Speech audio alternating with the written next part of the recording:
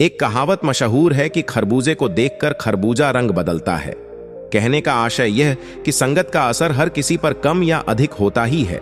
यह कहावत अक्षरशः चरितार्थ होती है वैशाली की नगर वधू आम्रपाली पर, जिसकी सुंदरता ही उसका अभिशाप बनी। किसी एक व्यक्ति की पत्नी बनने के बजाय हालात के भंवर में फंसकर वह वैशाली के धनवानों के मनोरंजन का साधन बनकर रह गई। कभी वैशाली के हित के लिए उसे वैश्या बनना पड़ा था, लेकिन महात्मा बुद्ध के एक युवा शिष्य पर आसक्त होने के बावजूद जब वह अपना मकसद पूरा करने में सफल नहीं हुई, तब वह बुद्ध के संसर्ग में आई और यहीं से वह नगर वधू से भिक्षुणी बन ताउम्र लोगों में यही संदेश देती रही, बुद्धम शरणम गच्छामि। आखिर कौन थी आम्रपाली, क्या थी उसकी कहानी और कैसे वह नगर वधू से भिक्षुक बनी? आम्रपाली कब और कहां पैदा हुई, उसके माता पिता कौन थे, यह कोई नहीं जानता। एक शिशु के रूप में वह एक आम के पेड़ के नीचे मिली थी, इसी वजह से उसका नाम आम्रपाली रख दिया गया। ज्यों-ज्यों वह बड़ी होती गई, उसकी खूबसूरत काया, हिरनी सी आंखें, सुर्ख लाल होंठ, उसकी सुंदरता की चर्चा पूरे वैशाली में सुर्खियां बनती गईं। जो भी उसे देखता पलकें झपकाना भूल जाता। सभी यही कहते कि यह तो किसी देश की रानी बनने के लिए पैदा हुई है, लेकिन उसकी यही खूबसूरती अंततः उसके लिए अभिशाप बन गई। जैसे जैसे आम्रपाली बड़ी होती गई, उसका सौंदर्य निखरता गया। उसके व्यक्तित्व से हर कोई मोहित था। जो भी उसे देखता अपनी पत्नी बनाना चाहता। आम्रपाली के पालक माता पिता जानते थे कि आम्रपाली की शादी अगर किसी व्यक्ति से करवा दी जाए तो बाकी लोग उसके खून के प्यासे बन जाएंगे। इससे वैशाली की शांति भंग हो सकती थी। अंततः इस समस्या से निजात पाने के लिए एक दिन वैशाली के खुले प्रांगण में आम सभा का आयोजन हुआ। यहाँ उपस्थित सभी पुरुष बिना शर्त आम्रपाली से विवाह करना चाहते थे, लेकिन यह संभव नहीं था। अंततः जो निर्णय लिया गया वह आम्रपाली के भविष्य के लिए किसी काली चादर से कम भयावह नहीं होता। एक बेहद रूपवती स्त्री आम्रपाली को सर्वसम्मति से नगर वधू यानी वैश्या घोषित कर दिया गया। अब आम्रपाली वैशाली के हर समृद्ध घराने का मनोरंजन का केंद्र बन गई। सालों तक वह लोगों की भोग्या बनकर जीवन गुजारती रही, उनका मनोरंजन करती रही।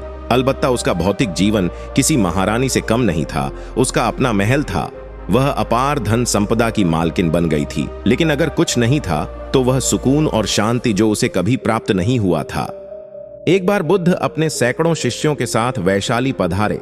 सभी शिष्य प्रतिदिन भिक्षार्जन के लिए वैशाली की गलियों में घूमते। वैशाली में ही आम्रपाली का भी महल था।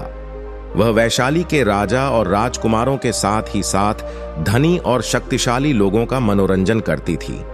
एक दिन उसके द्वार पर एक युवा भिक्षुक आया। आम्रपाली उस पर मोहित हो उठी। उसने अपने परकोटे से कहा, आप अंदर आइए और मेरा दान ग्रहण कीजिए। उस भिक्षुक के पीछे और भी कई भिक्षुक थे। यह देख उन्हें उस युवा भिक्षु से ईर्ष्या हुई। भिक्षा देने के बाद आम्रपाली ने उस युवा भिक्षुक से कहा कि 3 दिन बाद वर्षा ऋतु शुरू होने वाली है। मैं चाहती हूं कि पूरे वर्षा काल तक आप हमारे महल में रहें। युवा भिक्षु ने कहा कि इसके लिए मुझे अपने स्वामी से अनुमति लेनी होगी। उनकी अनुमति के बाद ही मैं आपके पास रहने आ सकूंगा। युवा भिक्षुक की बात सुनकर अन्य भिक्षुक नाराज हो गए। वे महात्मा बुद्ध के पास पहुंचे और आम्रपाली और युवा भिक्षुक की कहानी को बढ़ा चढ़ाकर बताया। इस पर बुद्ध ने कहा, आप शांत रहो, वह वहां तभी रुकेगा जब मैं उसे इजाजत दूंगा। थोड़ी देर बाद ही युवा भिक्षुक बुद्ध के पास आया और उनके चरण स्पर्श कर बताया कि किस तरह यहाँ की नगर वधू 4 माह तक मुझे अपने महल में रखना चाहती है। आप अनुमति देंगे तभी मैं वहां जाऊंगा। बुद्ध ने उसकी आंखों में देखते हुए कहा, तुम वहां रह सकते हो। तब इसके पश्चात युवा भिक्षुक वहां से चला गया। बुद्ध की बात सुनकर वहां उपस्थित सभी भिक्षुकों को बड़ा आघात पहुंचा।